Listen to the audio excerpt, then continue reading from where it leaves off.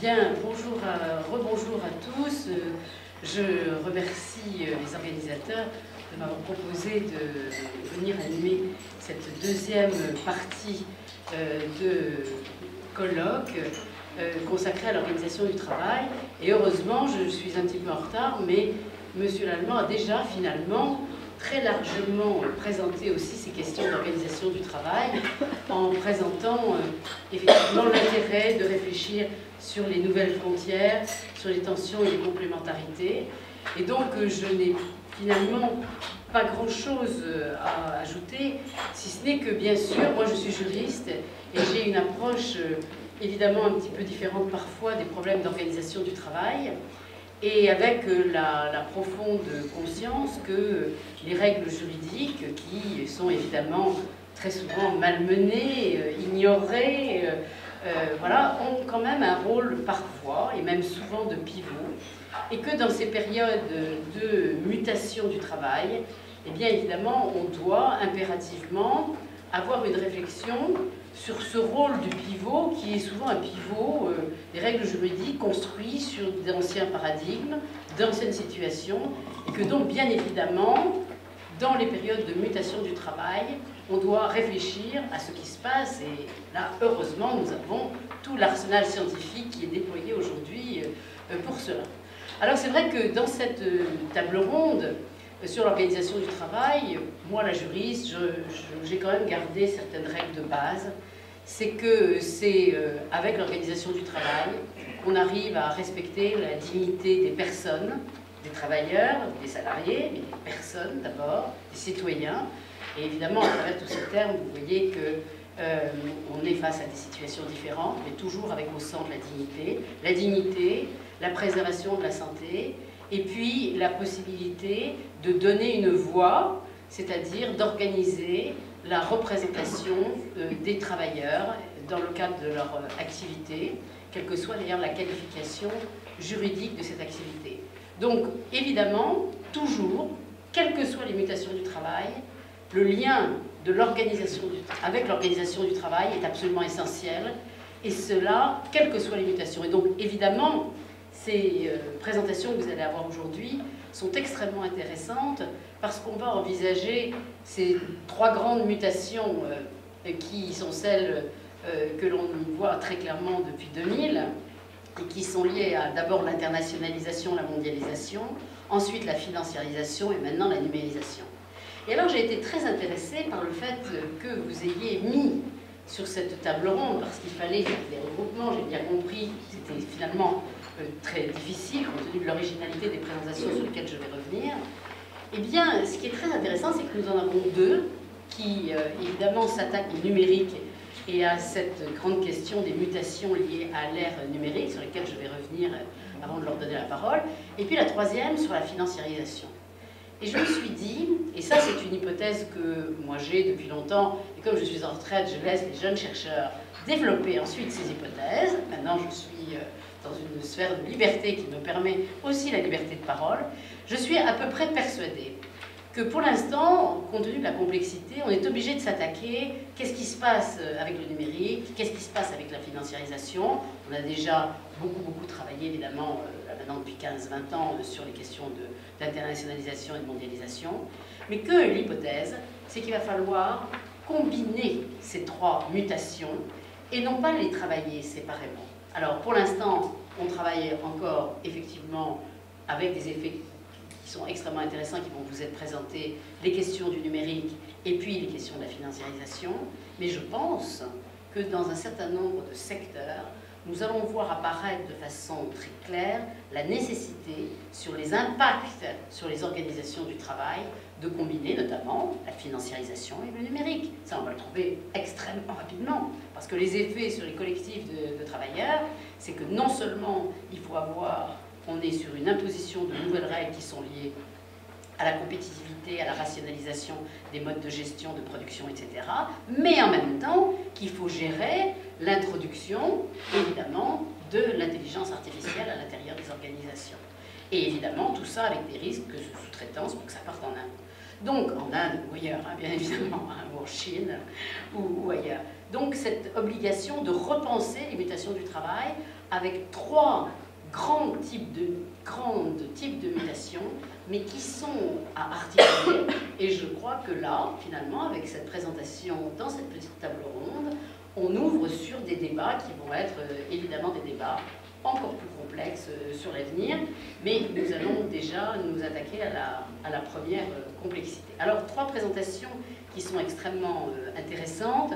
La première, qui nous permet de penser autrement les effets des plateformes numériques, avec monsieur Julien Gros, qui est ici, qui va nous permettre, par le biais des statistiques de l'emploi, la grande question finalement, comment est-ce qu'on va appréhender ces nouveaux travailleurs du numérique et comment on va les comptabiliser dans le cadre de nos statistiques. Évidemment, sa problématique est extrêmement intéressante parce que derrière, il y en a une très évidente. Comment peut-on construire des politiques publiques si on ne sait même pas comment appréhender ce type de travailleurs? Et il nous permet de dire, il faut sortir de ce débat manichéen en disant c'est bien, c'est pas bien, et de pouvoir avoir une approche différente. Et là, évidemment, la juriste qui est ici se dit c'est vraiment intéressant puisque vous nous démontrez qu'on a besoin de catégories juridiques et qu'il faut repenser aussi ces catégories juridiques parce que pour les utiliser en statistique, on a du mal si on n'a pas de vraies catégories juridiques.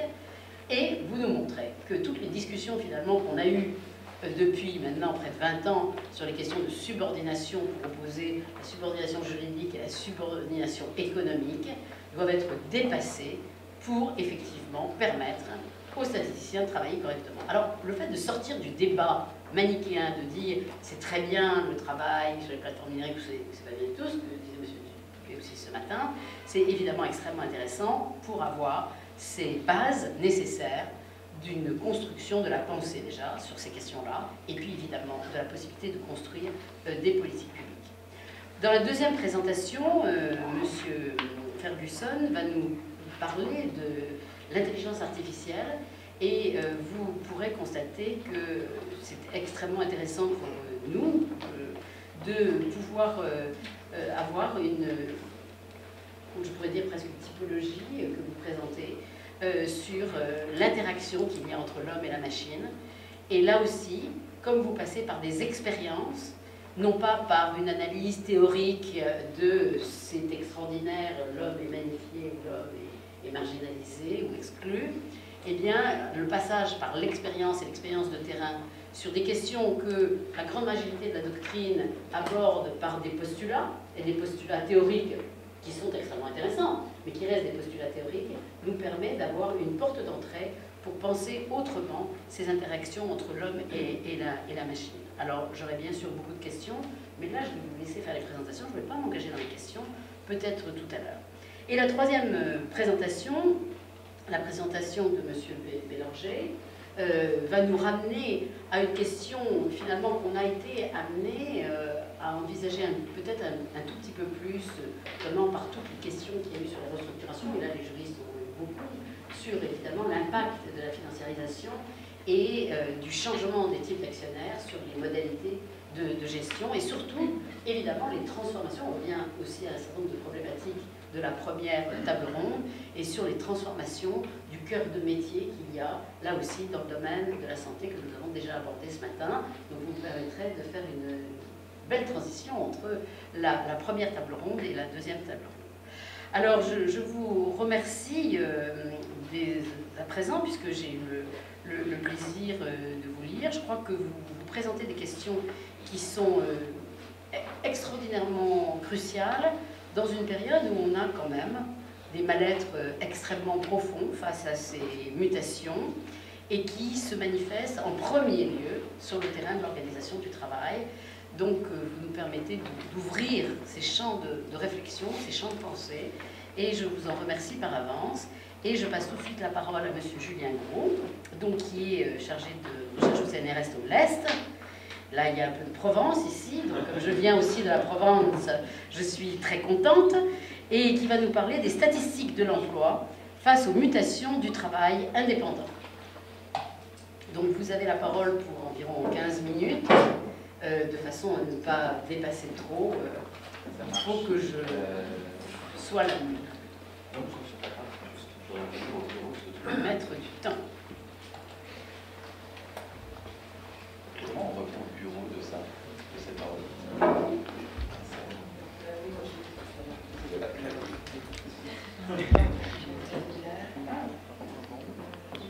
Non, c'est bon, pardon. Désolé, j'ai pas du clavier. Ouais. Merci. Bon, bien, bonjour à toutes et à tous. Merci d'être là pour notamment ma présentation. Alors, l'idée dans cette présentation, qui, vous le verrez, n'est pas centrée sur les plateformes numériques, c'est de prendre justement un petit peu de recul sur quelque chose qu'on ne connaît pas encore bien, qui sont ces nouvelles formes de travail indépendant au sens large. Je ne vais pas allumer le micro, c'est ça? Si, c'est bon. Et voilà, des choses qu'on connaît encore assez mal. Et voilà, cette présentation, elle va porter sur la quantification de ces nouvelles formes de travail indépendant, en particulier par la statistique publique. Alors, l'idée, enfin tout ça part d'un constat qui est assez connu maintenant, qui est celui du regain du travail indépendant, d'une augmentation du travail indépendant dans l'emploi qu'on observe depuis le début des années 2000.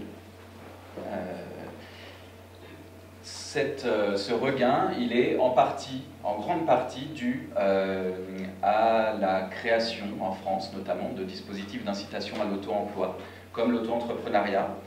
Dans le graphique de droite, vous voyez que l'essentiel des créations d'entreprises depuis, de ce regain dans les créations d'entreprises depuis 2008 est dû à l'auto-entrepreneuriat, la courbe en noir étant celle des créations totales et qui correspond, la courbe en noir plus clair qui reste stable étant les créations d'entreprises classiques, voilà, hors du régime de l'auto-entrepreneur. Donc on voit que la totalité de l'augmentation quasiment est due à des créations d'auto-entreprises.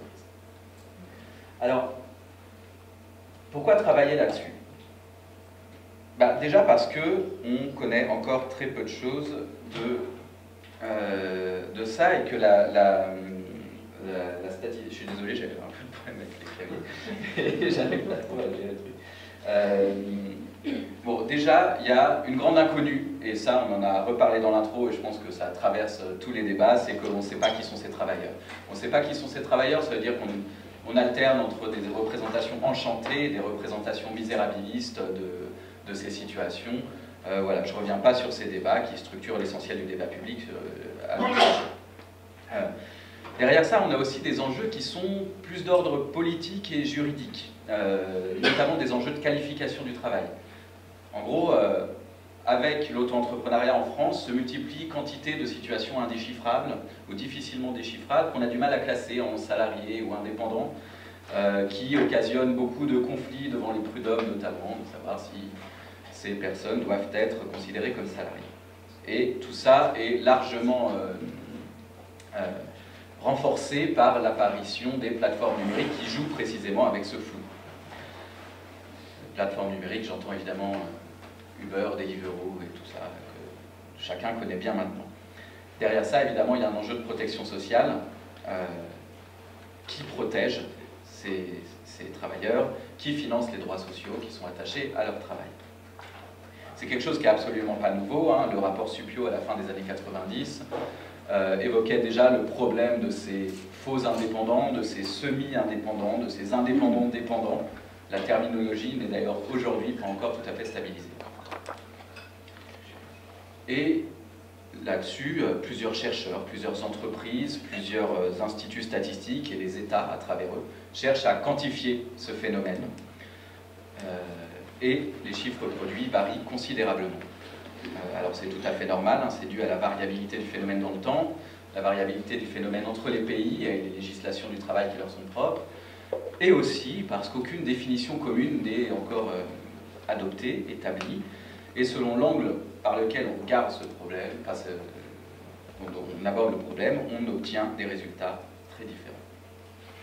D'où l'enjeu pour la statistique publique aujourd'hui, c'est de produire une mesure stable dans l'espace et dans le temps de ce phénomène. Donc derrière ça, on a un enjeu de connaissance et un enjeu politique, puisque l'idée derrière ça, on le voit très bien à l'échelle de l'Union européenne, c'est de produire un outil pour l'action publique, c'est-à-dire estimer le nombre de ces travailleurs indépendants pour éventuellement en faire les ayants droit d'une nouvelle forme de protection sociale. Du coup, on peut se poser la question, comment quantifier ces nouvelles formes d'indépendance alors qu'on n'en connaît encore quasiment rien? Et ma recherche porte sur la manière dont la statistique publique s'empare du problème et envisage de cerner cette nouvelle population. Et du coup, d'essayer de voir ce que ça va permettre de voir et ce que ça laissera dans l'ombre. Et pour ça, je m'appuie sur des traitements statistiques avec les données dont on dispose à l'heure actuelle, ici sur l'enquête emploi, et sur des entretiens réalisés avec des agents de l'INSEE. Bon, tout ça est un enjeu important pour le sociologue, qui est que la statistique est performative. La statistique est performative, ça veut dire que la définition qui sera retenue s'imposera probablement aux chercheurs en sciences sociales comme une définition légitime de ces nouvelles formes d'indépendance. Du coup, dans cette courte présentation, je vais survoler rapidement les pistes que j'emprunte et les questions qui me préoccupent. D'abord, en décrivant l'étendue de ces nouvelles formes d'indépendance avec les données dont on dispose aujourd'hui, puis dans un deuxième temps, présenter comment la statistique explore cette étendue à travers la catégorie d'indépendants économiquement dépendants. Alors qu'est-ce qu'on peut dire aujourd'hui avec les données dont on dispose, c'est-à-dire sans ces nouvelles catégories de la statistique publique, de ce nouvel espace du travail indépendant? En l'absence de données tout à fait solides conceptuellement, il faut qu'on recourt à un proxy, et le choix que j'ai fait ici, c'est de recourir à la catégorie d'auto-entrepreneurs. Une catégorie qui ne correspond pas tout à fait et complètement aux nouvelles formes d'indépendance, mais qui va nous servir pour les approcher, pour commencer à explorer ce continent. L'auto-entrepreneuriat présente l'avantage d'être stable dans le temps, d'être une catégorie juridique, donc avec une certaine solidité, d'être stable dans le temps et disponible dans les grosses enquêtes de la statistique publique depuis quelques années, et d'être plutôt ancré dans les représentations des répondants, c'est-à-dire que les répondants aux enquêtes savent globalement dire, lorsqu'ils sont indépendants, s'ils le sont en tant qu'auto-entrepreneurs ou pas. Voilà, donc qu'est-ce qu'on peut approcher de ces nouvelles formes d'indépendance à l'aide de la catégorie d'auto-entrepreneurs? Déjà, une organisation temporelle du travail différente de celle des autres indépendants. Ici, sur ce graphique, on voit d'un côté, en courbe pointillée, la répartition des indépendants selon leur temps de travail hebdomadaire. Donc voilà, en courbe pointillée, les indépendants classiques. Et en trait plein, la répartition du temps de travail des auto-entrepreneurs par semaine. Je ne vais pas trop détailler, et chacune étant déclinée en hommes et femmes. Je ne vais pas trop détailler, juste poser le résultat de ce graphique, qui est que, bon, déjà, les indépendants classiques travaillent plus que les auto-entrepreneurs, mais aussi dans la déclaration, les indépendants classiques déclarent un temps de travail par tranche de 10 heures. Ils déclarent des chiffres ronds. C'est-à-dire ils disent « je travaille 50 heures, 60 heures par semaine ». Alors que la déclaration des auto-entrepreneurs sont beaucoup plus concentrées autour de valeurs communes, autour de 35-40 heures, qui correspondent aux normes salariales.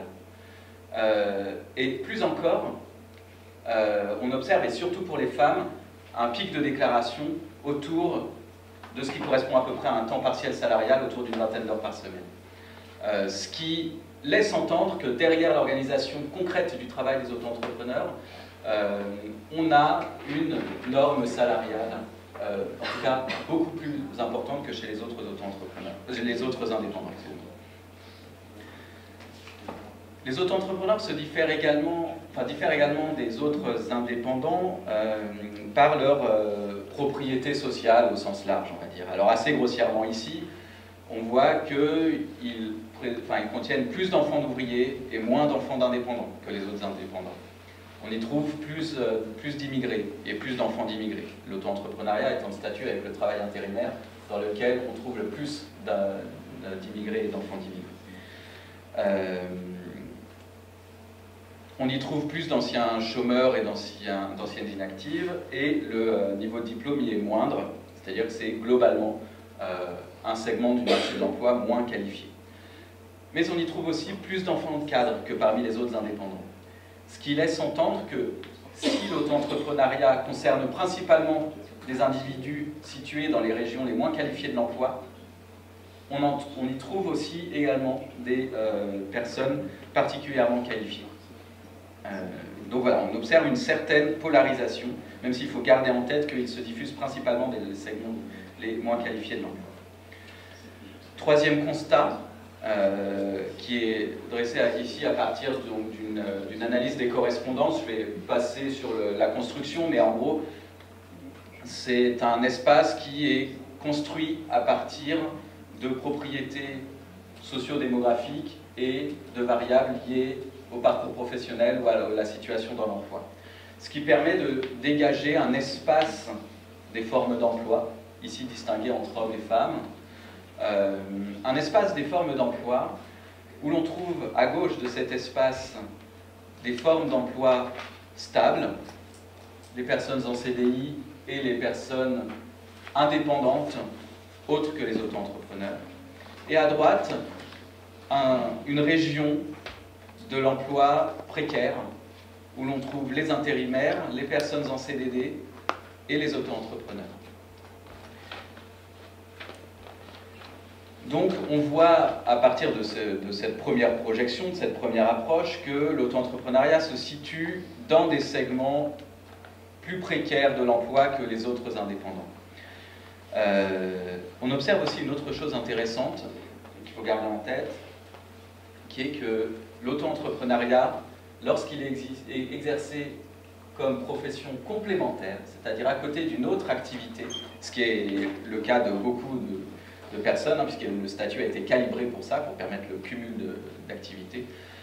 Et bien là, donc j'ai projeté, on le voit en bleu, ces deux points bleus et d'écriture en bleu. Donc j'ai projeté ce qu'on dit en individu supplémentaire sur cet espace, les personnes qui exercent l'auto-entrepreneuriat à titre secondaire, à côté d'une autre activité. Et bien ces personnes-là relèvent des segments stables de l'emploi. Donc dans leur profession principale. L'auto-entrepreneuriat est donc utilisé à titre secondaire, principalement par des gens dont la profession principale se situe dans les segments stables de l'emploi. Donc voilà déjà, très rapidement et un peu grossièrement, ce qu'on peut observer, les constats qu'on peut faire à l'aide de cette catégorie d'auto-entrepreneurs. Alors, comment la statistique publique se propose d'approcher tout ça ? Parce que, c'est quelque chose qui anime la communauté des statisticiens en ce moment, à l'échelle internationale, européenne et française. Au niveau international, déjà, le BIT est en train de rénover ses nomenclatures des statuts d'emploi en vue d'y intégrer les indépendants économiquement dépendants. Au niveau européen, Eurostat, donc l'agence statistique, l'Institut statistique de l'Union européenne, rénove aussi cette nomenclature dans ce sens, et pour cela a réalisé en 2017 une grande enquête greffée sur les enquêtes emploi des différents pays sur le travail indépendant. Et tout ça a des implications très fortes à l'INSEE, puisque notamment dans la nouvelle enquête emploi, qui est actuellement en refonte et qui sera mise en œuvre en 2020, seront intégrées des questions visant à mieux décrire le travail indépendant et notamment à cerner ces indépendants économiquement dépendants. Alors, le choix qui a été fait, on le voit, donc c'est le choix d'aborder cette question par la dépendance économique. Donc la dépendance forte à un client pour la réalisation de son activité. Alors je ne détaille pas ici, on y reviendra peut-être dans la discussion, mais juridiquement, on peut tout à fait être indépendant tout en étant économiquement complètement dépendant d'une autre entreprise. En fait, ce qui définit un indépendant dans la législation du travail, c'est qu'il ne réalise pas son travail sous les ordres de quelqu'un d'autre. Ça ne dit rien de la dépendance économique à une autre entreprise. Il n'y a donc absolument pas un paradoxe à vouloir cerner une population d'indépendants économiquement dépendants, en tout cas d'un point de vue juridique. Donc l'idée ici, c'est de repérer les individus qui se déclarent indépendants en profession principale et qui, pour autant, dépendent beaucoup trop d'un client pour être considérés comme économiquement indépendants. Alors, nous viennent immédiatement à l'esprit l'exemple des livreurs à vélo pour Deliveroo, des chauffeurs Uber, dont le travail est entièrement fourni par l'intermédiaire d'une unique entreprise qui en plus est fortement contraignante dans l'accès au marché. Mais d'autres situations s'y apparentent, on peut penser, donc, par exemple dans des segments plus qualifiés de l'emploi, on peut penser à l'expert qui s'est installé comme indépendant, tout en continuant à travailler exclusivement pour son ancien employeur, qui est devenu son client, ou bien à l'enseignant vacataire, travaillant comme auto-entrepreneur pour le même établissement, à la demande de ce dernier. Alors, toutes ces situations sont difficiles à repérer, et donc à compter. Pourquoi? D'abord parce qu'il n'y a pas de critères existants préalablement définis par le droit. Contrairement par exemple à la mesure d'un taux de diplômé du supérieur ou de bachelier, la mesure d'un taux d'indépendant économiquement dépendant implique de construire entièrement la catégorie et donc de produire les variables dans les enquêtes qui permettront de les détecter. Donc le choix qui a été retenu par la statistique publique jusqu'à maintenant, enfin là dans ce qui va se dessiner, c'est de faire ce repérage par un faisceau d'indices traduisant la dépendance économique. C'est une démarche très proche de celle des juristes lorsqu'ils cherchent à qualifier un contrat de travail dans un tribunal, par exemple. Le qualifier comme salarié ou indépendant. Et donc, pour identifier les situations de dépendance économique, les questionnaires contiendront probablement deux indicateurs forts. Ne pas avoir de salarié, donc exercer tout seul son activité d'indépendant, et dépendre fortement d'un client, c'est-à-dire n'en avoir qu'un seul, ou bien que les 3/4 du chiffre d'affaires dépendent d'un unique client, et que la perte de ce client mettrait l'entreprise de l'enquêté en difficulté. Alors, sous ces allures relativement univoques, ce type de questions, implémentées dans les futures enquêtes, pose des problèmes de compréhension qui rendent la mesure possiblement hasardeuse et dont les statisticiens que j'ai rencontrés ont tout à fait conscience.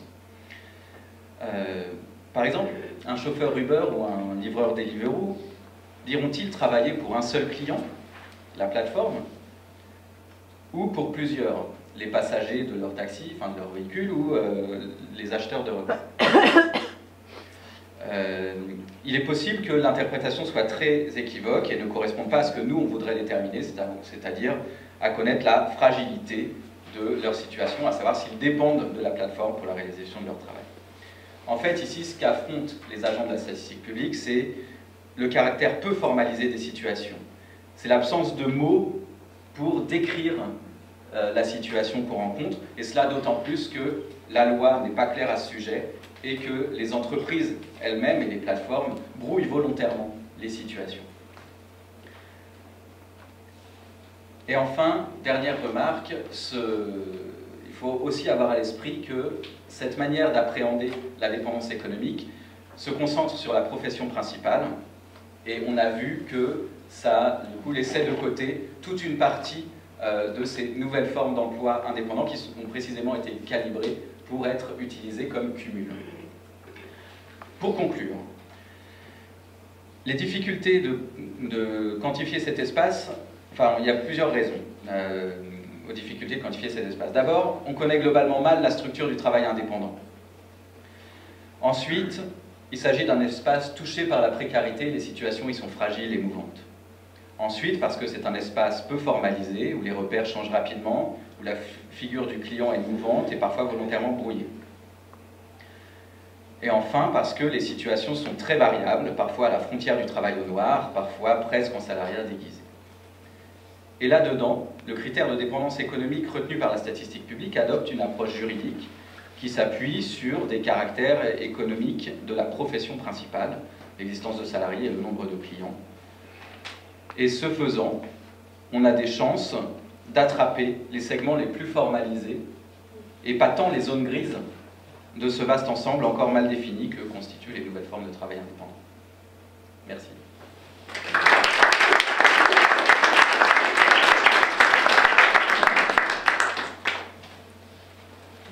Je vous remercie beaucoup. Donc je donne la parole à M. Ferguson sur le thème suivant, la question « Quand l'intelligence artificielle se met au travail, 5 histoires d'hommes ».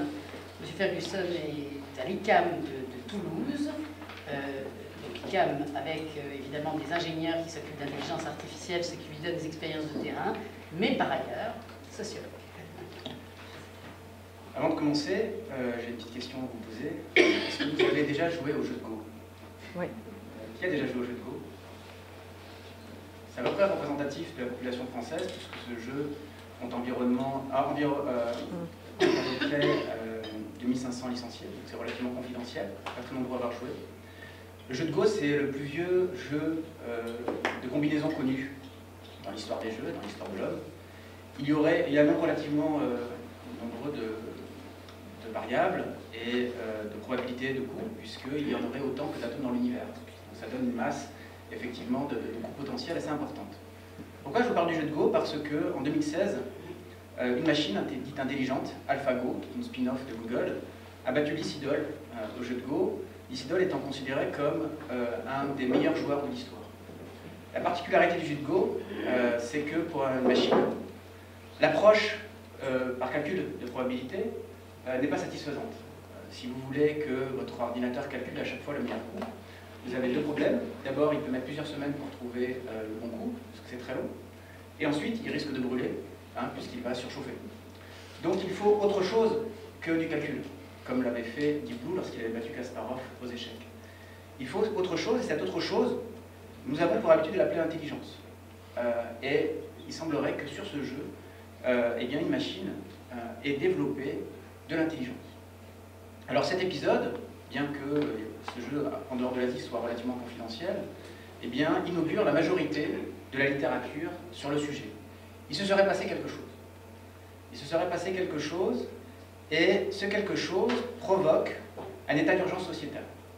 Il y aurait un rapport de force homme-machine qui serait déstabilisé, comme on dit dans Star Wars, un déséquilibre dans la force. Mon sujet, ça a été de me demander ce que ce déséquilibre pourrait amènerait à l'homme au travail. Qu'est-ce que cette IA fait à l'homme au travail? Alors pour répondre à cette question, j'ai eu deux approches. D'abord, j'ai lu essentiellement la littérature grise et académique de type prospective, tous les gens qui se lancent dans un travail courageux, dire ce qui va se passer dans le futur. J'en ai extrait 5 histoires. La deuxième approche, ça a été d'enquêter auprès d'un géant industriel français, que je vais appeler l'entreprise. J'en dévoilerai le nom tout à l'heure, l'Enterprise, comme dans Star Trek. Et je vais en extraire 5 histoires d'employés. Cette entreprise se demande, depuis 2 ans, comment adapter notre organisation pour accueillir les systèmes d'intelligence artificielle dans de bonnes conditions. L'étranger arrive, accueillons-le dans de bonnes conditions. 2 approches ont organisé mon enquête. D'abord, analyser la stratégie de déploiement de l'IA. J'ai travaillé avec les services informatiques pour savoir comment ils s'y prenaient. Et puis ensuite, j'ai analysé, en tant qu'observateur, mais très largement participant, puisque j'ai animé ces ateliers, des ateliers de sensibilisation des salariés, pour leur parler d'IA et leur faire ressortir leurs impressions, leurs peurs, leurs espoirs éventuellement, sur cette discipline assez particulière, puisqu'elle semble nous mettre à l'épreuve sur une caractéristique que jusque-là on a jugée fondamentale parce qu'elle serait la cause de notre domination de toutes les autres espèces animales, l'intelligence. Alors j'en ai extrait 5 formes d'humains. La première forme va se situer dans la situation où on pense que l'IA fait mieux que les humains. C'est quelque chose qu'on retrouve assez souvent, et ça va être la figure de l'homme remplacé. Premier type de travaux qui travaillent sur l'homme remplacé, des travaux qui estiment que l'IA va massivement détruire l'emploi. C'est ce qu'on va appeler des travaux qui ont une approche technocentrée. Ils partent de la technologie et ils regardent comment cette technologie va challenger les métiers. En 2013, une étude a fait un énorme effet, un énorme impact, une étude d'Oxford qui dit que 47% des emplois américains vont connaître à court, moyen, long terme un haut degré, une haute probabilité d'automatisation. 47%, ça voudrait dire 1 sur 2 parmi nous, pourvu qu'on soit représentatif de la population, ce qui n'est pas le cas. Pour la France, avec les mêmes méthodes, le cabinet Roland Berger arrive au chiffre de 42%. Donc là, on s'affole et on se dit, il se passe quelque chose. Alors malgré tout, on critique ces travaux. On va critiquer ces travaux en se disant, finalement, derrière un métier se cachent des réalités professionnelles différentes. Derrière le métier de comptable, il y a des comptables qui vont faire beaucoup d'Excel et d'autres qui vont être beaucoup plus au contact d'êtres humains. Et donc, on va plutôt réfléchir en termes de tâches. Donc, on va partir d'enquêtes sur les tâches et on va regarder si ces tâches ont des niveaux de probabilité élevés.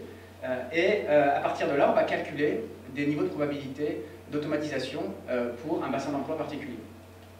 Si on regarde pour la France, l'OCDE a dit par exemple qu'on était autour de 10% de risque d'automatisation élevé, ce qui correspond à la moyenne des pays de l'OCDE. Si on prend l'étude de France Stratégie, on se rend compte que les emplois d'avantages automatisables sont 3 fois inférieurs à ceux des emplois peu automatisables. Alors ils obtiennent ce résultat à travers 2 questions posées aux répondants. Est-ce que dans votre travail, vous appliquez strictement les consignes, ou dans la plupart du temps, vous faites autrement? Est-ce que votre rythme de travail est imposé par une demande extérieure, obligeant à une réponse immédiate?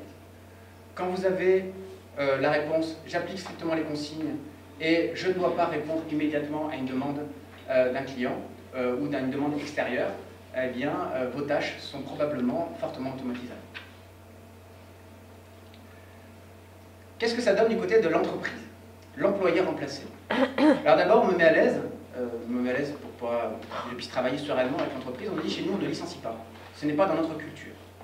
Donc effectivement, on se rend compte dans les ateliers que j'anime avec les salariés, il n'y a pas d'inquiétude de ce côté-là. Voilà, on n'a pas peur pour son boulot. Il y a une certaine tranquillité sociale vis-à-vis de l'IA. Chez nous, on ne licencie pas. Pour autant, il y a une logique de substituabilité qui est à l'œuvre. Par exemple, on crée énormément d'assistants virtuels. Là, ce que je vous ai mis, c'est l'assistant virtuel de la SNCF, Wigo, Webot, qui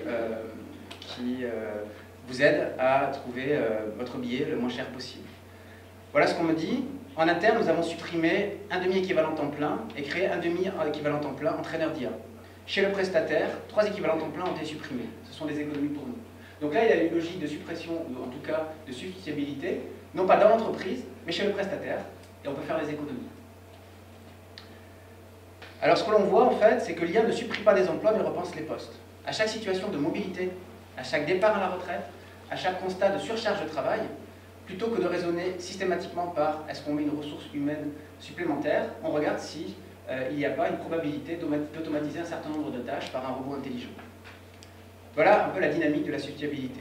Repenser systématiquement à chaque situation de déséquilibre, dans quelle mesure on pourrait automatiser.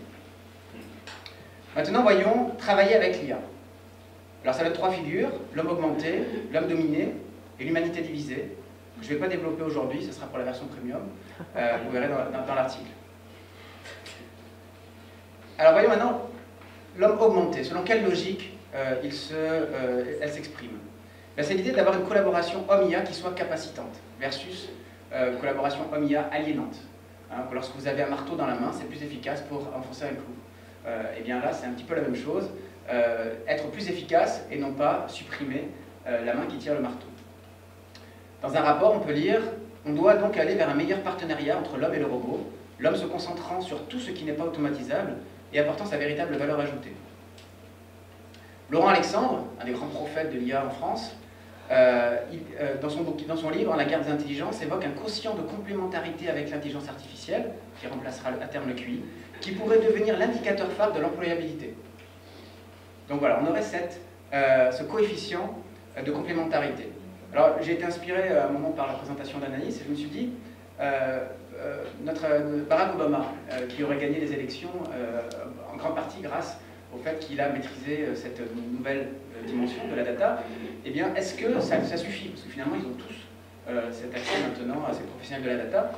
Ce qui m'avait marqué avant de connaître tous ces travaux chez Obama, c'est la capacité dans un public large à storyteller, à sortir du storytelling, à sortir d'une histoire personnelle, une histoire personnelle qui soit complètement en phase avec l'histoire individuelle des gens. Et donc il me semble qu'au-delà de la capacité technologique de la big data, il y a une capacité humaine à être complémentaire avec les data, avec la technologie, pour aller en temps réel, en temps humain, sortir du discours personnalisé. Et donc il y a fertilisation croisée entre l'homme et la machine. En tout cas, c'est ce que ça m'inspire. Alors comment fonctionne cette complémentarité? Délégation des tâches techniques à l'IA, renforcement des compétences analytiques et relationnelles pour l'homme. Ça, c'est à peu près la ligne de partage, généralement, que l'on retrouve le plus souvent dans les rapports. Du côté de l'entreprise, l'homme augmenté. Alors l'homme augmenté, par exemple, ça peut être dans une application que j'ai rebaptisée Comcom. Cette application, c'est une oreillette que les commerciaux vont avoir lorsqu'ils sont en échange téléphonique avec un client. Et de l'autre côté de cette oreillette, il y a une IA. Et cette IA, elle écoute la conversation et elle est capable, en temps réel, d'aller chercher dans la base de données client des informations pertinentes pour être le plus compétent et le plus efficace possible dans la relation client. Alors là, ça va correspondre à des stratégies clairement exprimées par l'entreprise. Augmentation de l'humain dans l'activation des capacités jusqu'alors inexistantes. Renforcer l'expertise. Ça peut être aussi Writebot. Un Writebot, c'est un robot juridique. Ce robot juridique, il va automatiser des tâches simples et récurrentes, il va permettre de gagner en qualité de service et améliorer la qualité de vie au travail. Que fait Writebot? Eh bien, il reconnecte des salariés avec le service juridique qui ne répondaient plus aux cas les plus simples parce qu'il était surchargé de questions et il se concentrait du coup sur les tâches complexes. Mais du coup, beaucoup de salariés bricolaient les contrats dans leur coin, traficotaient avec la photocopieuse, et ça posait un vrai problème, un vrai vide juridique et une perte de maîtrise. Et donc Writebot, c'est un chatbot qui répond aux questions les plus essentielles et qui accompagne la réalisation et le protocole de création de contrat. Du côté des employés, on ne voit pas trop l'idée d'augmentation. On voit plutôt l'idée d'une IA esclave. L'IA esclave, ce qui nous permettrait de gagner du temps. Je lui confie tout ce qui m'énerve dans mon boulot, tout ce qui est casse-pied, et je vais gagner du temps. Donc pas d'IA capacitante, mais par contre, l'expression de la peur d'une surcharge cognitive. Si j'ai que des tâches à forte valeur ajoutée dans mon travail, parce que je me suis débarrassé des autres et je l'ai passé à l'IA, est-ce que cette intensité de la tâche ne va pas me cramer? Donc il y a cette inquiétude, finalement cette prise de conscience que ces tâches qui nous énervent, ce sont aussi des tâches en sous-charge cognitive qui nous permettent de nous reposer de temps en temps. L'employé dominé, l'homme dominé, pardon. Notre figure, alors ce qu'on remarque dans la littérature, c'est que souvent, en matière d'homme dominé, l'après-demain occulte le présent. C'est le complexe de Frankenstein, cette idée de cette IA qui va à un moment prendre son indépendance, son libre arbitre et qui va nous écraser. Cette version-là de l'avenir, dans les services informatiques, on n'a pas la moindre piste. Créer une IA qui aurait un libre arbitre, une conscience d'elle-même, on ne sait pas faire. Par contre, quelque chose qu'on ne sait pas faire prend une grande part des représentations collectives et du débat public sur l'impact de l'IA, alors même qu'il y a des vrais sujets sur des IA beaucoup plus bêtes, mais qui posent de vraies questions. Donc en la matière, notamment dans l'opinion publique, c'est vraiment cette dimension-là de l'homme dominé qui va prendre un peu tout l'aura du sujet, alors même qu'il y a d'autres sujets. L'autre sujet, c'est ce qu'on va appeler le tournant injonctif de la technique. C'est-à-dire que de plus en plus souvent, nous avons des techniques qui nous disent ce que nous devons faire. Parfois, vous voulez éteindre votre ordinateur et il vous dit non, je ne vais pas éteindre, je vais mettre à jour les 56, je vais faire 56 mises à jour et ça va prendre du temps. Et là, vous êtes embêté parce que vous avez un avion, vous ne savez pas si vous devez le fermer ou pas. Et cette situation-là, elle risque de se reproduire de plus en plus souvent dans notre travail, avec des machines qui nous disent attention, non, ne fais pas ça, non, c'est risqué. Donc quels sont les risques de cette logique de rationalisation? D'abord une déqualification. Si on se contente de superviser des IA, on va perdre la compétence métier. Un risque de prolétarisation, mon savoir ne m'appartient plus, il est mis dans une machine. Un risque d'ubérisation, comme on a parlé tout à l'heure. Risque de paternalisme technologique. Finalement, je me soumets à une IA omnipotente, omnisciente, et ça me déresponsabilise. C'est pas moi, c'est l'IA. Je ne suis pas responsable de ce que j'ai fait. Voilà ce que dit le rapport Prends Stratégie. À force de ne plus être entièrement partie prenante dans l'élaboration et l'expression d'une décision dans l'environnement de travail, les humains risquent de se voir dépossédés de leur expertise en termes de know-how et de perdre un ensemble de capacités et de compétences qui non seulement peuvent être utiles à la société, mais qui contribuent aussi à alimenter le respect de soi. Donc voilà comment se manifeste ce risque. Du côté de l'employé dominé, Il y a un groupe de travail éthique dans l'entreprise qui a essayé de trouver une clé pour éviter cet écueil. C'est l'approche Ethics by Design. Intégrer dans les algorithmes eux-mêmes la possibilité d'un échange qui va permettre d'éviter la soumission. Lorsque vous avez un patron qui vous donne quelque chose, un ordre que vous ne comprenez pas, normalement, il va vous expliquer. S'il a été bien formé, il va vous expliquer. Il faut que l'IA puisse expliquer. C'est ce qu'on appelle l'explicabilité de l'IA qui n'est pas du tout évidente. On doit pouvoir avoir accès au motif de la décision, alors avec une petite ambiguïté, hein, lorsque c'est nécessaire. Il y a peut-être des cas où ça ne l'est pas, mais à définir. Il faut aussi définir explicitement les responsabilités entre l'IA et l'homme. Il faut que ce soit charté, il faut que ce soit documenté, il faut que ce soit dans les règlements. Du côté des employés, eh bien, cette figure de l'employé dominé se manifeste par la peur de perdre. J'ai peur de perdre ma créativité, j'ai peur de perdre mon savoir-faire, j'ai peur de perdre mes compétences de priorisation, j'ai peur de perdre mes compétences de maîtrise et de logique, etc. Alors si j'ose un lien avec l'introduction de Marie-Ange tout à l'heure, cet homme dominé, il s'est exprimé en 2008, au moment de la crise financière. Cathy O'Neill, qui est une mathématicienne, qui a écrit un livre disant que les algorithmes sont des armes de destruction massive,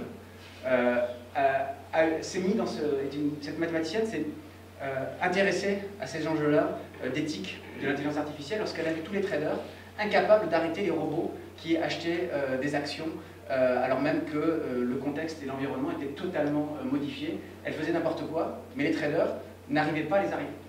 Et donc elle s'est dit, il y a quelque chose à faire, et elle est devenue une porte-parole de ce qu'on appelle les audits algorithmiques, pour comprendre ce que font les algorithmes à la société.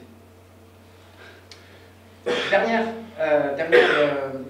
dimension, le proprement humain redécouvert. Dans cette dimension-là, eh bien, on va dire que l'IA va contribuer à réhumaniser l'homme, ce qui est assez étrange. La mission Villani dit « L'IA est une chance historique de désautomatisation du travail humain. Elle permet de développer des capacités proprement humaines. » Donc l'IA va faire disparaître l'automate qui serait en nous. Comment se manifestent ces propriétés proprement humaines? Par le concept de goulet d'étranglement à la frontière technologique. Donc ça, on le retrouve souvent dans la littérature. Il y aurait des choses que l'IA ne pourrait pas faire, et quand elle ne peut pas le faire, eh bien l'homme revient dans le jeu. Alors quels sont ces goulets d'étranglement? La dextérité, les robots sont performants, mais pas autant que les hommes. La perception, et notamment la coordination humaine. Les savoir-faire transversaux, la créativité, la capacité à résoudre des problèmes, l'intelligence relationnelle et la flexibilité. L'homme sera réhumanisé par réhabilitation de l'ultrasociabilité humaine. Le temps que nous avons gagné grâce à la sortie de l'automate qui est en nous, eh bien on pourrait le libérer pour faire des choses entre nous, entre hommes. Ça, c'est la proposition de Bill Gates qui dit « Ce que le monde veut, c'est saisir cette opportunité pour continuer à produire les biens et services que nous avons aujourd'hui et libérer les ouvriers, nous laisser améliorer la manière dont nous tendons la main aux personnes âgées, avoir des classes avec moins d'élèves, aider les enfants qui ont des besoins spécifiques, toutes ces choses où l'empathie et la compréhension humaine sont encore tout à fait irremplaçables. » Dernière chose sur l'homme réhumanisé, eh bien l'apparition d'une nouvelle phrase. Dans la littérature, on dit que toute personne dans les sciences humaines, à un moment, s'est posé la question, l'homme est le seul animal qui, pour savoir quelle était la différence que nous avons, c'est l'hypothèse de la singularité humaine. Eh bien, beaucoup de chercheurs pensent que nous serions à l'aube d'une nouvelle phrase, qui se formulerait ainsi, l'intelligence humaine est la seule intelligence humaine qui. Et c'est ainsi que nous pourrions définir l'intelligence humaine par comparaison non pas avec les autres animaux, mais avec une intelligence artificielle. Qu'est-ce que ça donne du côté de l'employé? Ça donne par exemple l'application Answer, qui permet à des comptables d'être désautomatisés, c'est-à-dire d'arrêter de répondre à des mails 6 heures par jour sur 8 heures de travail, et de pouvoir faire de l'analyse comptable. C'est Pepper, ce robot social, qui aurait mis du liant là où il n'y en avait pas. C'est enfin Wigo. Alors là, ça questionne. Wigo, c'est une application qui a été créée pour accompagner un employé qui se retrouvait tout seul parce que 2 de ses collègues avaient demandé la mobilité. Bon, ben, il est tout seul avec son programme maintenant, et là, ça interpelle sur la réhumanisation. Que nous disent les employés? Les employés nous disent que ces robots peuvent être ludiques, sympathiques, bienveillants, déstressants, empathiques, aidants. Mais cette manière de travailler avec des robots peut être aussi froide, dépersonnalisée. Ces robots peuvent nous espionner. Il pourrait y avoir perte d'habilité sociale, une baisse des échanges entre les humains et un attachement. Alors pour conclure, sous forme d'épilogue, il y a beaucoup de chercheurs ici, et vous avez tous subi à un moment une remarque fameuse où on vous a dit des chercheurs qui trouvent, on en cherche.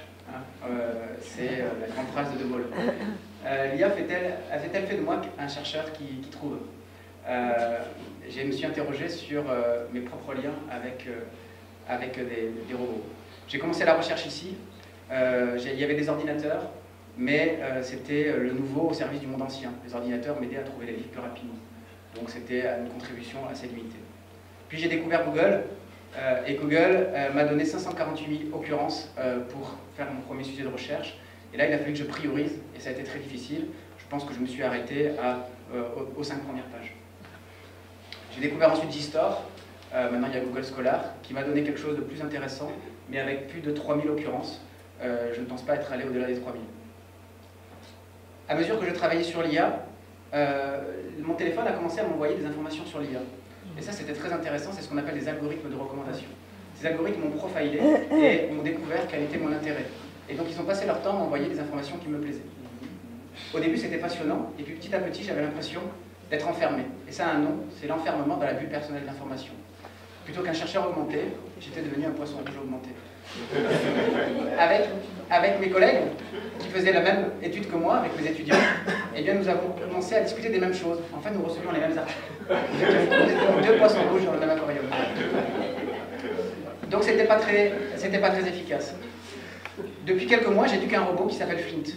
Et Flint, il a une promesse, il veut me sortir de ma bulle personnelle d'information. Et donc, effectivement, il m'envoie régulièrement, un pas de temps que j'ai décidé, quelles informations pourraient m'intéresser. Et lorsque je clique j'aime, comme je fais, il me dit merci Yann, j'ai noté que tu aimais cet article, je suis prêt pour l'entraînement. Et donc je l'éduque. Et effectivement, par exemple, il m'a fait lire une revue que je lisais très peu, qui est Nature, et ça m'a ouvert sur, non pas un autre sujet, mais sur d'autres manières de traiter ce sujet. Pour autant, ce travail a surtout bénéficié de soutien d'êtres humains. Et il s'est passé quelque chose dans notre promotion qui m'a beaucoup intéressé. Donc je remercie François Dubé et José, voilà, donc José, secrétaire attentif, et François, animateur incisif. Je remercie aussi la Fondation pour les sciences sociales et tous mes camarades de promotion. Et je remercie enfin l'entreprise que je dévoile le nom. Je dévoile le nom aujourd'hui, vous le gardez pour vous. François a évoqué tout à l'heure le parti pris, qui était un peu de dire que le travail ne fait pas que défaire. Lorsque j'étais doctorant, j'ai dit un jour dans une présentation que des gens sur ma thèse avaient travaillé 80 heures et qu'ils m'avaient dit que c'était régalé. Et puis il y a un chercheur senior qui est venu me voir en disant « mais tu ne peux pas dire ça. Si tu dis ça, tu es naïf. » Des chercheurs qui travaillent, pas des chercheurs, des opérateurs, des ingénieurs qui travaillent 80 heures par semaine et qui disent qu'ils ont été heureux, c'est le sommet de l'exploitation. Voilà. Et donc, on ne peut pas dire ça. Et j'ai été heureux que lorsque François nous a dit on peut évoquer le travail autrement. J'ai vu dans l'entreprise des gens qui étaient faits par le travail, l'entreprise avec laquelle je collabore. Je le constate de manière très empirique, et j'en termine là. Très empirique, les gens sortent des ateliers et disent merci, alors que je ne les ai pas augmentés, je ne les ai pas promus. Donc il s'est passé quelque chose, et après ils m'écrivent en disant merci, et puis ils continuent la discussion. Confidentialité des données, protection des données. Voilà, donc tout ça pour vous dire que... Comment? Non, mais justement, c'était la joke. Tout ça pour vous dire que des êtres humains, pour m'aider à chercher, j'en ai trouvé, mais il n'y a qui trouve, j'en cherche. Merci.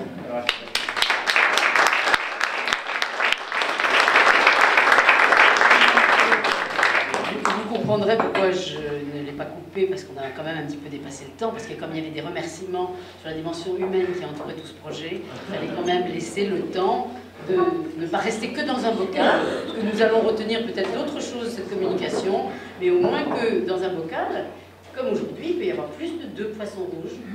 Le tout, c'est que dans le bocal, comme vous le savez, il faut que les poissons soient de la même catégorie. Ici, la catégorie des chercheurs, tout va bien. Il n'y a pas d'autre catégorie de poissons non rouges. Je vous laisse la parole, Monsieur Bélorger, sur les mutations du travail de soins dans les cliniques. Vous êtes à Viriceau, à Dauphine, et donc je vous laisse la parole pour aussi 15 minutes et même un peu plus, mais surtout pas beaucoup plus. Pour que nous ayons quand même un petit peu de temps pour les questions. dans la salle. Bien, je vous remercie beaucoup. J'essaye de me connecter à une intelligence artificielle dont j'espère être un peu complémentaire. Alors, voilà, ça a marché. Donc, je vais vous parler d'un sujet un petit peu différent, mais toujours du travail. Il s'agit des mutations du travail de soins dans les cliniques. Alors, les cliniques, souvent, quand on en entend parler, ça donne ça. Exclusif, le vrai prix des cliniques privées, et puis vous avez un certain nombre de cliniques qui ont été interrogées par les journalistes, avec une petite notation, le prix de l'opération en question. Voilà. Donc deux infos déjà qu'on peut retirer. D'abord, il y a un besoin d'éclaircissement, hein, ce type d'article de journal est un peu un marronnier, c'est-à-dire que ça revient régulièrement. Il y a un besoin d'éclaircissement sur combien coûtent les cliniques. Et deuxièmement, on a l'impression qu'elles se spécialisent dans des opérations particulières. Voilà. Alors, je vais vous parler de la rationalisation en cours du secteur des cliniques, qui modifie les manières de soigner à l'intérieur de celle-ci. Sachant que cette évolution générale est modifiée par des facteurs locaux qui demeurent déterminants. Pourquoi des facteurs locaux? Petit point sur le dispositif d'enquête. Cette enquête a consisté à aller voir dans des cliniques précises, dans des établissements ponctuels, à différents endroits en France. Et en fait, c'est très variable ce qui se passe d'un endroit à l'autre. Donc j'ai fait des entretiens avec des personnes qui travaillent là-bas.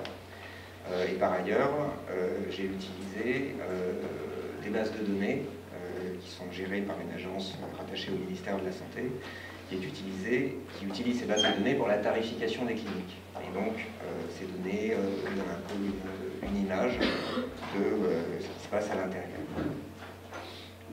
L'agence, c'est l'Agence technique de l'information hospitalière, l'ATI. Donc, premièrement, une rationalisation. Alors, le contexte de cette rationalisation est relativement difficile par rapport à ce qui se passait avant. Les cliniques font face à une relative raréfaction de leurs ressources. Bon, elles ont 4 sources de financement, les cliniques. C'est ce que leur verse l'assurance maladie obligatoire pour une opération donnée, le complément qui est versé par vous ou par votre mutuelle, ou un petit peu les deux, le paiement du médecin que vous faites séparément, qui à son tour est financé un petit peu par l'assurance maladie obligatoire et un petit peu par vous ou par votre mutuelle, en 4 sources. Mais 90% à peu près du budget des cliniques provient de la première de ces sources. Ce qui veut dire qu'en fait, c'est un secteur qui est extrêmement dépendant de ce que va faire l'assurance maladie. Or, comme vous le savez probablement, l'assurance maladie et l'État, depuis quelques dizaines d'années, ont peu à peu baissé les tarifs qui sont accordés au secteur de la santé, public et privé, aux établissements de santé publics et privés. Et donc, les cliniques voient leur principale source de revenus diminuer petit à petit, ce qui leur pose de gros problèmes. Conséquence immédiate de ça, c'est une dégradation de leurs indicateurs financiers. Donc là, je reprends les chiffres officiels de l'adresse. Vous avez une dégradation de la rentabilité en haut à gauche. Alors la principale courbe, c'est celle qui est en bleu clair.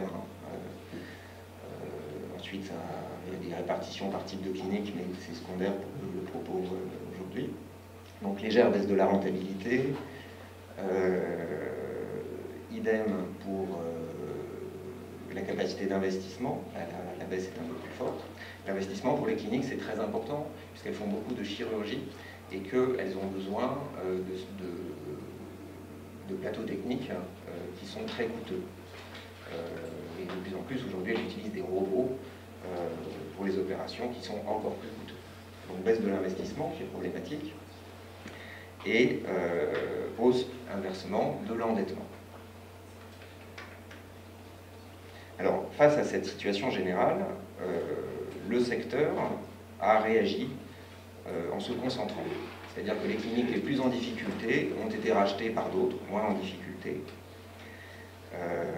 Quand on reprend l'historique du secteur, qui remonte à la Révolution à peu près en France, on avait au départ surtout des cliniques monodisciplinaires, construites souvent autour d'un médecin, d'un chirurgien, qui étendait son activité, qui voyait des patients, qui disait « Ah tiens, lui, il faut que je l'opère, ou lui, je vais le suivre un petit peu plus, j'ai besoin de l'hospitaliser, je vais le garder chez moi. » Donc d'abord des cliniques monodisciplinaires, puis petit à petit des médecins se sont regroupés, ça fait des cliniques pluridisciplinaires, qui parfois s'appellent hôpital privé. Voilà. Et donc, en 2012, par exemple, on compte en France 1060 cliniques de taille très variable, et s'émet un petit peu partout. Donc un secteur qui était au départ assez atomisé. Et puis, enfin, avant 2012, hein, 2012 ça s'est déjà bien regroupé. Et puis au cours des années 2010, on voit la concentration s'accentuer. Par exemple, en 2013, vous avez 6 grands groupes. Là, je reprends un schéma qui avait été publié dans Le Monde. Premier grand groupe, donc à gauche, la Générale de Santé. Ensuite, Vitalia, Medipartenaires, Medici, Capio, Medipôle Sud Santé, avec des parts de marché plus ou moins importantes, etc. Et puis, en 2018, vous n'avez plus que 3 grands groupes, c'est-à-dire que vous avez celui de gauche, j'ai pas refait le schéma, et je n'ai pas eu le temps, mais celui du monde est tout à fait utilisable. Vous avez toujours la Générale de Santé à gauche qui existe, vous avez toujours Capio qui est l'avant-dernier à droite, et les 4 autres en fait ont fusionné pour faire un groupe qui maintenant s'intercale entre la Générale de Santé et Capio en ce qui concerne la part de marché, qui s'appelle Elsan.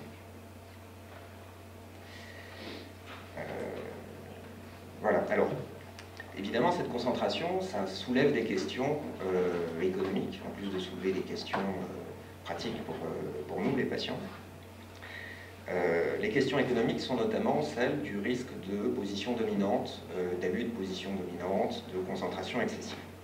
Alors, que disent là-dessus la Cour de justice des communautés de l'Union européenne et l'autorité de la concurrence en France?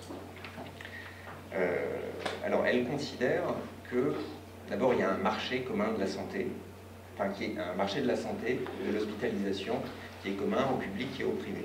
Donc, quand elles font des études pour voir si telle clinique va se retrouver en position dominante sur une zone, elles comptent l'hôpital et la clinique. Premièrement.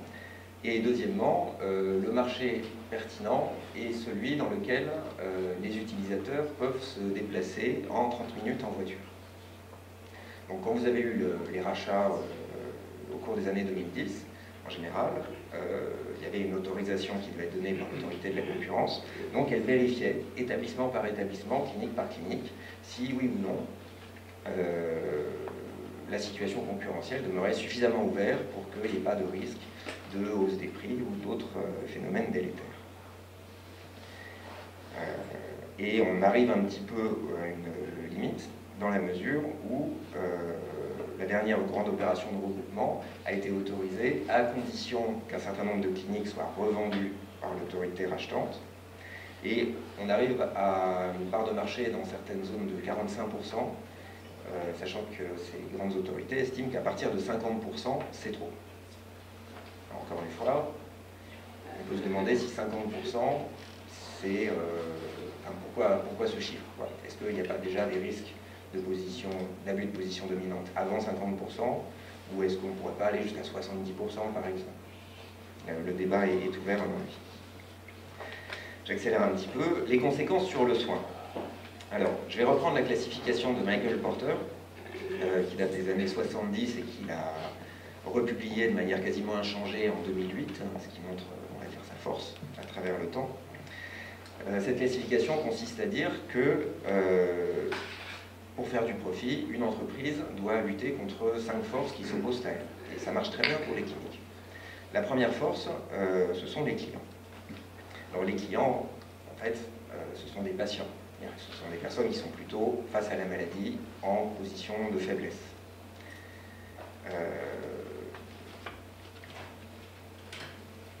À cause de ces rationalisations, ils se trouvent, on va dire, de plus en plus mis à contribution. Ça ne veut pas dire qu'ils n'ont pas intérêt à l'échange, ça veut dire juste qu'on les fait payer un petit peu davantage. Donc là, j'aimerais vous présenter rapidement Françoise, une aide-soignante avec qui j'ai fait un entretien, qui est tout à fait, qui dit des choses emblématiques de ce que pas mal de gens disent. Donc je la cite. Avec les arrivées des groupes, on a vu les dotations alimentaires baisser. Les gens n'ont plus rien à bouffer, même s'ils payent. Ça, c'est la grosse bêtise. Je le dis aux patients, mais portez plainte, parce que c'est du vol. Alors, comment ça marche, les repas? Et donc là, elle se lance dans une grande explication, où il ressort, en gros, qu'il y a de plus en plus de frais administratifs que les cliniques font payer aux patients en plus. Il y a eu des procès là-dessus, les pratiques ont diminué, mais ça reste pas clair. Et que, d'autre part, les cliniques facturent de plus en plus les repas, ce qui leur permet d'augmenter leur troisième source de revenus. Donc, globalement, une mise à contribution plus importante des clients ou une volonté de le faire avec des capacités de résistance variables suivant ces patients. Deuxième chose dont on s'aperçoit dans le secteur, c'est une évolution de la clientèle. Alors, je reprends volontairement ça doit être l'influence du terrain, je reprends volontairement ce terme qui est employé dans le secteur. On voit par exemple, dans un établissement donné, une baisse de l'âge des patients. Donc vous avez en orange ce qui se passe dans son aire de recrutement, un peu la zone géographique au sens de l'autorité de la concurrence, si vous voulez. Et puis en bleu, ce que fait cette clinique, que j'appelle la clinique Safran, évidemment tout est anonymisé. Alors qu'est-ce qui se passe en fait? C'est qu'au bout d'un moment, à partir de 2009 précisément, elle va recruter des patients plus jeunes. Et si on regarde plus précisément au niveau de l'âge des patients, on voit qu'effectivement elle va prendre de plus en plus rarement des personnes de plus de 65 ans et qu'elle va augmenter considérablement la part de personnes qu'elle prend à partir de 20 ans. Alors pourquoi faire ce genre de choses? Parce qu'en fait, les patients plus jeunes sont des patients plus faciles à traiter, qui ont moins de complications, qui guérissent plus facilement, qui ont plus fréquemment une pathologie unique, qu'on peut facilement circonscrire, telle une opération chirurgicale, et rien de plus. Donc, quand on se tourne ensuite du côté du financement, ça améliore la rentabilité. Dans le même ordre d'idée, on observe une baisse de la durée moyenne de séjour. Dans cette clinique, la durée moyenne de séjour était déjà plus courte que dans l'ère de recrutement en général, et on s'aperçoit là qu'elle diminue encore. C'est-à-dire qu'en gros, si vous allez dans cet établissement, on va par exemple vous opérer, et puis le plus vite possible, on va vous faire rentrer chez vous. Ce qui peut avoir des avantages, parce que vous pouvez préférer être chez vous. Ce qui peut avoir des inconvénients s'il y a des complications ensuite. S'il y a une complication, vous devez revenir, ça fait une facturation en plus. Vous avez une hausse de la proportion des séjours simples, bon, c'est un peu la même chose. Voilà. Alors, ça c'était ce qui se passait du côté des patients. Ce qui se passe du côté des fournisseurs, deuxième force identifiée par Porter, tout simplement le rapport de force avec la concentration évolue favorablement aux cliniques qui sont acheteuses et les fournisseurs sont obligés de baisser leur prix. Troisièmement, les produits ou services de substitution. En clair, ça va vouloir dire que les cliniques vont développer différents services qu'on n'attend pas forcément des cliniques. Là, je vous ai mis l'écran d'accueil Internet d'une clinique. C'est un petit peu racoleur, ça joue sur le côté, après l'opération, vous allez avoir de belles jambes, même s'il n'y a pas forcément un rapport. Là, il s'agit d'opération de varices. On n'est pas sûr qu'après une opération de varices, tout le monde ait des jambes comme ça. Toutes les femmes aient des jambes comme ça. En dessous, vous avez le développement du confort hôtelier, le développement de la restauration. Voilà, donc l'extension de la gamme, on pourrait dire. Quatrième force et cinquième force importante contre lesquelles les cliniques doivent lutter, ce sont les entrants potentiels et la concurrence. Alors en l'occurrence, il s'agit des médecins en général. Rappelez-vous, les cliniques au début, ce sont simplement des établissements construits autour de médecins. Donc là, il va s'agir pour chacune d'elles de regarder la concurrence autour d'elles et de s'efforcer d'attirer les meilleurs médecins de la région pour qu'ils exercent chez elles. Quand vous discutez avec les directeurs, c'est une force, c'est un élément absolument essentiel de leur travail. Ça consiste à faire une espèce de veille sur quels sont les bons médecins aux alentours et comment les faire venir. Ensuite, sixième force, alors Porter n'en parlait pas, je pense que c'est dû au contexte américain et parce qu'il travaillait uniquement en gestion, donc il avait ignoré le rapport salarial. La sixième force, ce sont les employés. Et là, quand on parle avec les employés dans les cliniques, on entend énormément de choses. Il semble que leur situation se soit dégradée ces derniers temps. Donc la clinique a repris avantage sur eux. Et donc on entend pêle-mêle que des cliniques regroupées, donc des grands groupes, aujourd'hui dénoncent de manière unilatérale les accords précédents, ce qui fait qu'on revient sur les accords, les conventions collectives de branche qui sont moins favorables, une dégradation des protections, mais des protections physiques contre la contamination par exemple, quand on travaille au contact des patients, la suppression des primes, la rigidification des modes de travail et les sous-effectifs. Donc dégradation de la situation des employés. Donc ça c'est le panorama général.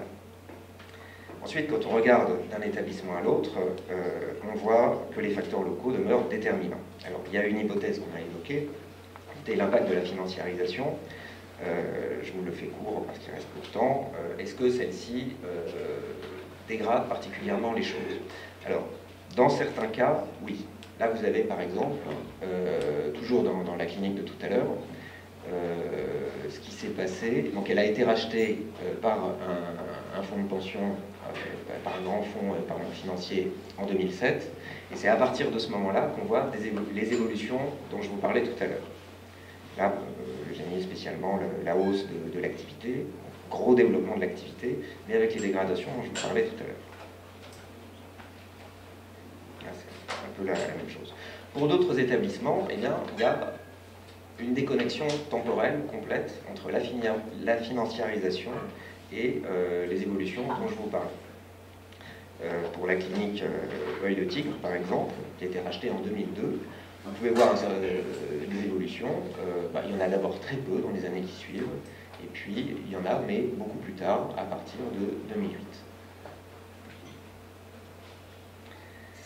Ce qui oblige à se pencher sur d'autres facteurs à l'œuvre. Alors, au premier rang de ces facteurs, il faut citer la tradition locale de soins. Vous prenez la clinique Grenat, rachetée en 2007.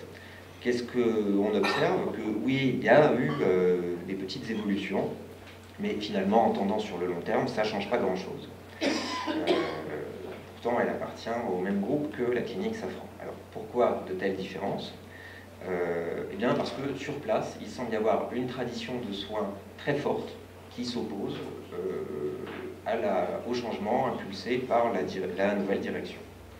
Tradition de soins, on va dire rapidement, avec une plus grande attention aux patients, des recherches de patients moins ciblées, et une politique de ressources humaines qui était traditionnellement beaucoup plus accueillante, on va dire, vis-à-vis des employés. Et deuxième grand facteur à l'œuvre, c'est la configuration syndicale. C'est une autre limite du modèle de Porter, puisque celui-ci en parlait pas du tout. Ce qu'on observe au cours de l'enquête, c'est qu'à la clinique Safran, les syndicats sont extrêmement discrets. Quand on va sur place, on ne voit pas trace. Il n'y a pas de panneau, pas de local syndical, pas d'interlocuteur, rien. Quand on contacte la centrale nationale, qui est la CFDT, on obtient quelques infos. J'ai eu les coordonnées des militants locaux, mais j'ai beau les avoir relancés, ils ne m'ont jamais répondu. Donc ils ne souhaitent pas, apparemment, faire entendre une voix différente par rapport à ce que fait la direction. À la clinique Grenat, au contraire, les syndicats sont extrêmement combatifs. Je crois que ce sont quasiment eux qui m'ont contacté plutôt que moi. Ils m'ont invité à des réunions, à des participations, ils m'ont mis en contact avec beaucoup de militants. Il s'agit de la CGT, donc ça renvoie aussi aux prises de position différentes de ces deux centrales au niveau national. Et donc, conclusion, la configuration syndicale est aussi très importante pour comprendre les évolutions sur place dans les établissements. J'ai complètement dépassé. Donc oui, il y a des mutations importantes, il y a une forme d'harmonisation du secteur, mais celle-ci ne suit pas nécessairement les lignes prévues, puisqu'il y a des différences au sein même du secteur à but lucratif. Je n'ai parlé que de lui aujourd'hui, vous avez compris, je n'ai pas parlé des cliniques à but non lucratif. Il n'y a pas de lien clair et univoque avec la financiarisation du secteur. Il y a une importance toujours forte du contexte local. Merci.